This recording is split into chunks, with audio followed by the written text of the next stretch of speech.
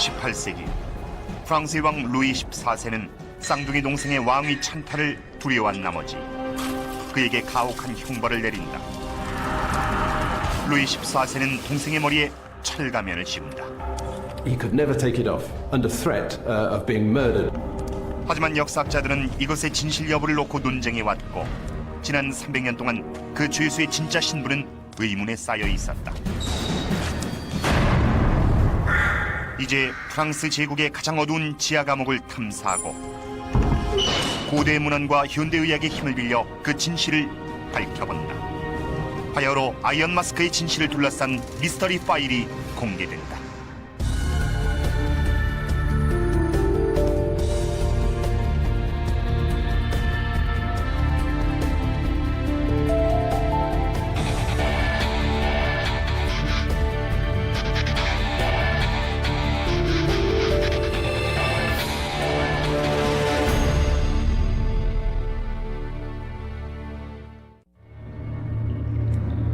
철가면의 사나이는 프랑스 역사의 그늘에 숨어있는 유령 같은 존재다. 역사학자들은 오늘날까지 남아있는 증거를 통해 이야기의 열쇠를 쥐고 있는 두 명의 인물을 찾아냈다. 이 두 사람의 경력을 추적한 결과 전문가들은 이제 철가면 사나이의 삶을 재구성할 수 있게 됐다. 한 명은 직업교도관 베닌도베른 드 생마르스고 다른 한 명은 설명이 필요 없는 프랑스의 위대한 작가 볼테르다. 그가 철가면 이야기를 세상에 처음 공개했다. 로저 피어스는 역사학자이자 프랑스 고전문학 전문가다.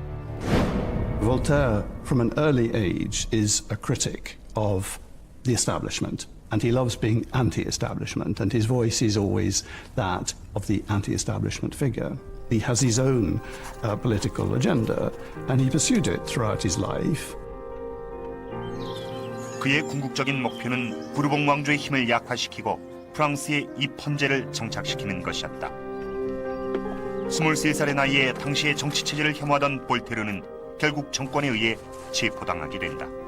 In 17th and 18th century France, the infamous instrument of oppression was the lettre de cachet, signed by the king and then countersigned by somebody in authority. This letter was sufficient to allow you to go and get the police to arrest somebody. 레트르 드 카시에는 13세기에 처음 도입됐고 400년 후 프랑스의 왕 루이 14세는 이 제도를 최대한 자신에게 유리하게 악용했다. 가벼운 형벌에서부터 종신형에 이르기까지 그의 눈밖에 난 사람들은 모두 처벌을 받아야 했다. 줄리안 수아는 17세기와 18세기 프랑스의 사법제도를 연구하는 역사학자다. In France under Louis XIV, there was a very effective functioning system of justice. But like even in more modern political systems, there's still the opportunity for the state to act in its self-defense. Individuals could be locked away without any chance of a fair trial or indeed of even being able to be sure why they had been locked away. 정권이 판단한 몰테르의 죄목은 필리프 2세를 조롱하는 퉁자시를 썼다는 것이었다. The regent clearly thought that he had gone too far, and a lettre de cachet was issued, and Voltaire was put in prison, put in a Bastille. That was his major experience at first hand of injustice. 바스티유 감옥의 문이 닫히는 순간 볼테르는 루이 14세의 잔인함을 절감할 수 있었을 것이다. 불과 40년 전 프랑스에서는 고위층 스캔들로 인한 체포 열풍이 불었었다.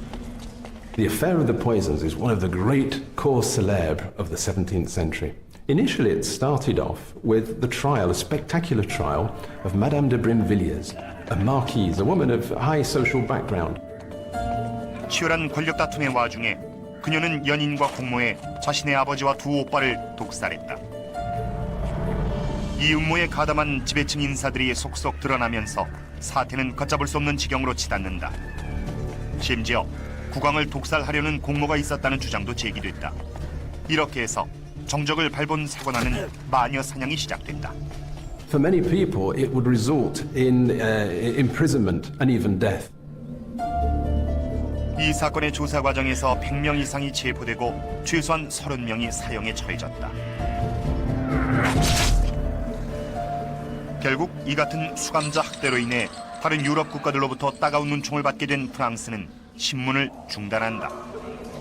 Once the investigations into the affair of the poisons end, the government finds itself in a very difficult position. It had at least 65 individuals who knew a great deal about what had happened, and they were just too dangerous to be allowed out. 왕은 그들을 나라 곳곳의 요새로 추방한다. 루이 14세의 최고 군사 책임자였던 루부아 후작은 그들의 지위를 완전히 박탈하고 간수들에게조차 이름을 알려주지 않았다. They were chained to walls in dungeons and left to rot, some of whom would still be alive more than 40 years later. 다행히도 볼테르는 죄악의 운명을 피했고 1년이 채 안 돼 바스티유 감옥문을 나설 수 있었지만 그 경험은 결코 잊을 수 없는 것이었다. He was in for 11 months, and it changed him. It really did. 그는 이제 자기도 불의의 희생양이라고 생각했다.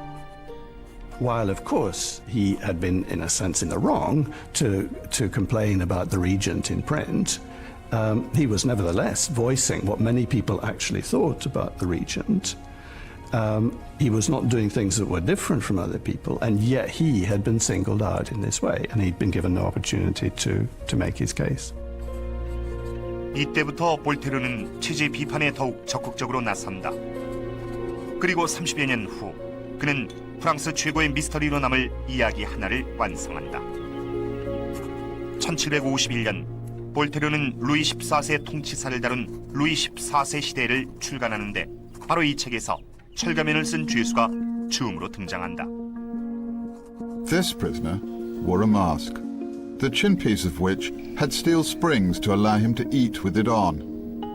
And the order was to kill him if he took it off. 볼테르는 이 부분을 상세히 묘사하고 있다. 그 죄수는 얼굴에 철가면을 뒤집어 쓴 채 40년 동안이나 여러 감옥을 전전해야 했다. An unknown prisoner was conveyed with the utmost secrecy. 볼테르의 글에 따르면 죄수를 호송한 관리는 상부의 절대적 신임을 받고 있던 베닌 도베른 드 생마르스였다. 역사학자들은 그를 철가면의 비밀을 쥐고 있는 또 한 명의 인물로 보고 있다. 생마르스는 17세기 프랑스의 존경받는 교도관이었다. 중주인들을 감시하고 이송하는 임무를 수행했던 그의 경력은 문헌에 잘 나타나 있다. 역사학자 로빈 브릭스는 17세기 프랑스 역사의 전문가로 현재 철가면의 사나이와 그를 담당했던 교도관에 대해 조사하고 있다. Saint-Mars begins as a musketeer, and in 1664, the real D'Artagnan recommends him as the jailer of a disgraced finance minister who's being sent to this remote fortress of Pignerol in the Alps. 오늘날 그곳은 피네롤로라는 이탈리아 마을이 됐는데 생마르스가 근무했던 건물의 흔적은 찾아볼 수 없다. 하지만 17세기 당시 피네롤은 프랑스에서 가장 외지고 삼엄한 교도소 중 하나였다. Pignerol is a fortress town in the foothills of the Alps.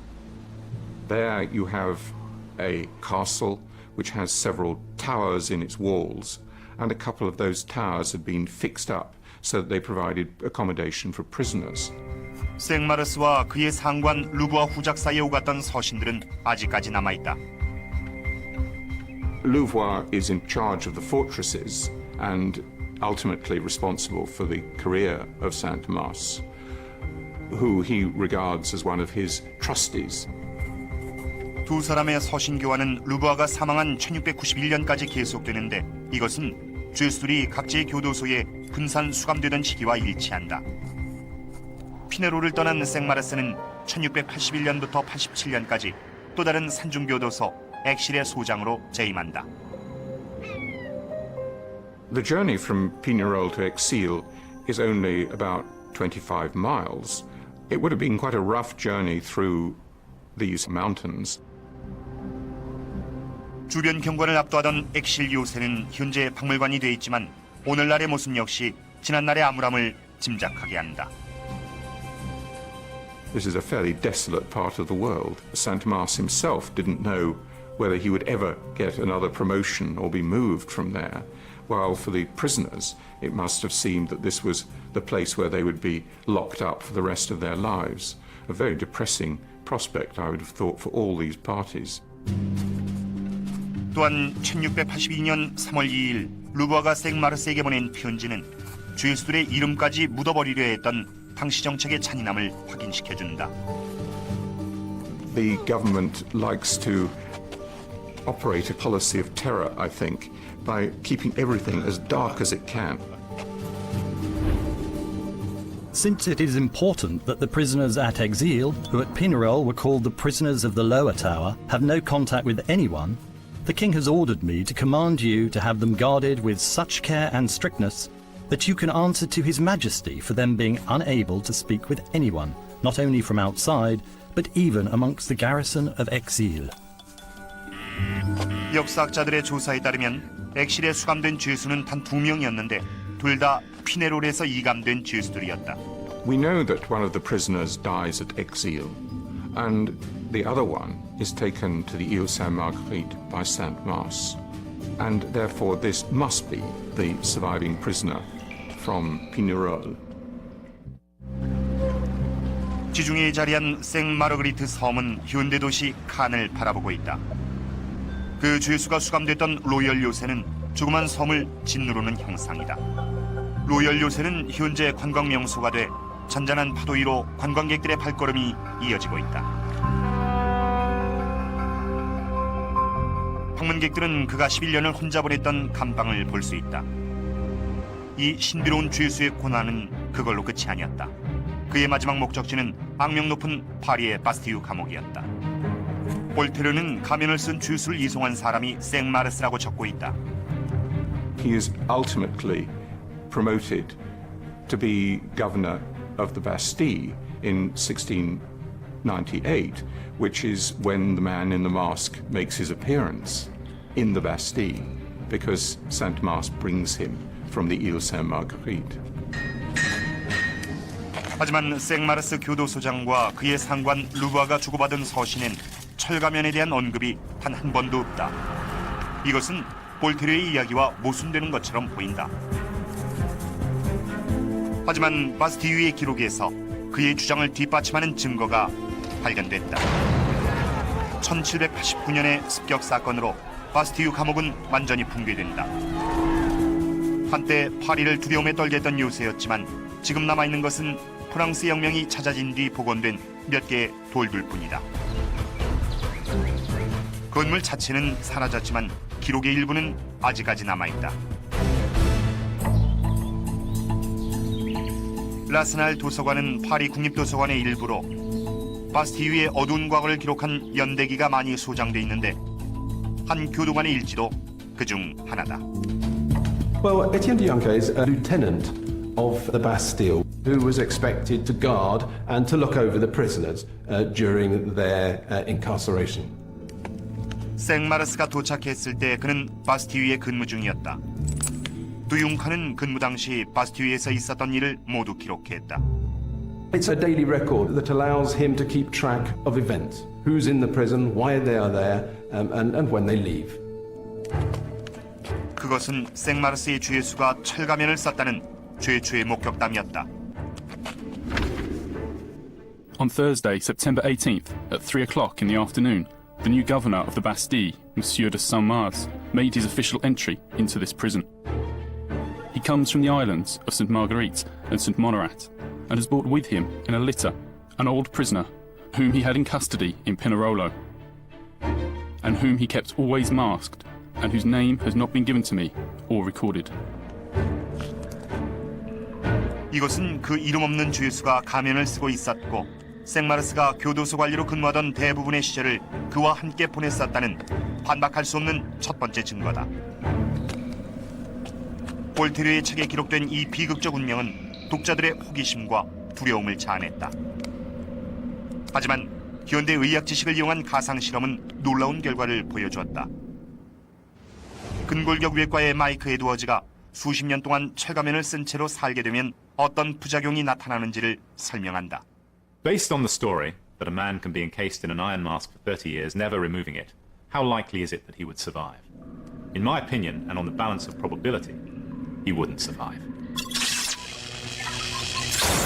마이크가 컴퓨터 그래픽을 이용해 가면 뒤의 상태를 재현했다. To understand what's happening beneath the mask, it's best at this stage if we take the mask away from the face. Beneath the mask, there's an environment that is warm, moist, and fatty. Horrible for the person in the mask, but nirvana for bugs such as fungus and bacteria. If the skin is damaged, it opens a portal to the bloodstream. Bacteria on the outside are no problem. Bacteria on the inside are a big problem. 가면에 쓸리는 피부는 쉽게 상하게 된다. Once the bacteria get into the bloodstream, they multiply and precipitate a very dangerous situation known as a septicemia. 박테리아가 연쇄 반응을 일으키고 두뇌가 혈액을 빼앗아가면서 우리 몸의 장기는 차례로 그 기능을 상실하게 된다. The first place this goes is in the skin. The second is in the kidneys and the liver, the lungs, and eventually the heart. But when the heart goes, that's the end of the line. 끔찍한 고문의 증거는 아직까지 남아있지만 철로 만든 가면을 쓰고 고통당한 사람은 아무도 없었다. 하지만 바스티유의 부소장 두융카와 볼테르는 그것이 실제 있었던 처벌이라고 주장한다. 1703년 11월 두융카는 다시 철가면의 죄수를 언급하며 그의 죽음을 묘사했다. On Monday, the 19th of November, 1703, the unknown prisoner, whom Monsieur de Saint-Mars had brought with him from the islands of St. Marguerite and had kept for a long time, died at about 10 o'clock in the evening. 하지만 원본을 정확히 번역해보면 또 다른 사실을 알 수 있다. Always masked with a black velvet mask. 임상조사 결과 금속으로 만든 가면을 쓰고 생존할 확률이 거의 없다는 점을 감안하면 철가면 자체가 존재하지 않았을 수도 있다. 물론 얼굴을 가린 죄수는 이 경우가 유일한 예는 아니다. What we have with this story of the man in the iron mask is, I think, a set of dramatic improvisations and additions to a rather simple original story, which is that of somebody who, having become a criminal of state for obscure reasons which we can only guess at, is then trapped in this system. 기밀 유지에 집착하던 당국은 죄수의 신원을 노출시키지 않기 위해 공공장소에서 가면을 씌웠을 것이다. 생마르스의 죄수 역시 이 시기의 프랑스에서 억울하게 누명을 쓰고 제도에 의해 희생당한 수많은 피해자들 중 하나일 뿐일지도 모른다. 당시에는 특별할 것이 없던 일상적 관례가 공포소설의 소재로 발전된 경위를 알아보려면 이 이야기를 처음 글로 옮기고 루이 왕의 폭정을 끝내려 했던 볼테르를 만나봐야 할 것이다. 포괄적인 글쓰기로 계속해서 정권의 심기를 불편하게 하던 볼테르는 더 이상 프랑스에 머물 수 없게 된다. So he very cleverly moved just across the border from Geneva into what is in fact France. And he buys this very large, ruined kind of semi-fortress, really, and completely rebuilds it. And that is then his Château de Ferney. So he's found geographically the ideal position. It's in France, so he's not bothered by the Genevans, but it's close enough to Geneva that if he were to hear of any police people coming from Paris to get him, he could simply slip across the border into Geneva and be safe. 볼테르는 생을 마감하던 해까지 이 은신처에 기거한다. 안정된 환경 속에서 반항적인 저술 활동도 계속한다. And once he'd found that, then he could, in fact, start saying things that he'd wanted to say before. 이야기에 더욱 살이 붙은 것도 그가 안정을 되찾던 이 시기였다. 볼테르는 자신의 저서 백과 사전에 관한 질문에서 철가면의 사나이가 다름 아닌 루이 왕의 동생임을 암시한다. 루이 14세와 부르봉 왕조의 권위에 손상을 입히고자 하는 시도였다. 하지만 전문가들은 볼테르의 주장을 신뢰하지 않는다. The idea that the man in the mask is Louis XIV's brother seems impossible because a royal birth is such a public event in 17th century France. The Queen is surrounded by dozens of people, and even after the birth, there would still be a substantial number of people around her, and therefore the secret couldn't possibly have been kept had there been a second birth. 볼테르 이야기의 핵심은 사실이 아닐 가능성이 높다. 하지만 이처럼 터무니없는 주장을 펼친 것은 그에게 남다른 포부가 있어서였다. He may precisely be using this story for his own ends, and the ends clearly would be to undermine the legitimacy of the Bourbon monarchy. 볼테르는 철가면 사나이의 신화를 창조해 루이 왕의 가학적 행위들을 고발하려 했던 것이다. 철가면의 죄수는 제도가 얼마나 잔인해질 수 있는지를 보여주는 강력한 상징이며 볼테르의 믿음대로 독자들의 상상력을 자극해 왕권을 약화시키게 이른다. 1778년 2월 25년 만에 파리로 돌아온 볼테르는 그야말로 영웅 대접을 받게 된다. 역사학자들의 주장에 따르면 볼테르의 적대적인 저술 활동은 전제 군주에 대한 대중의 증오심을 일깨웠고 비록 그가 살아 목격하진 못했지만 1789년 프랑스 혁명의 도화선이 됐다고 한다.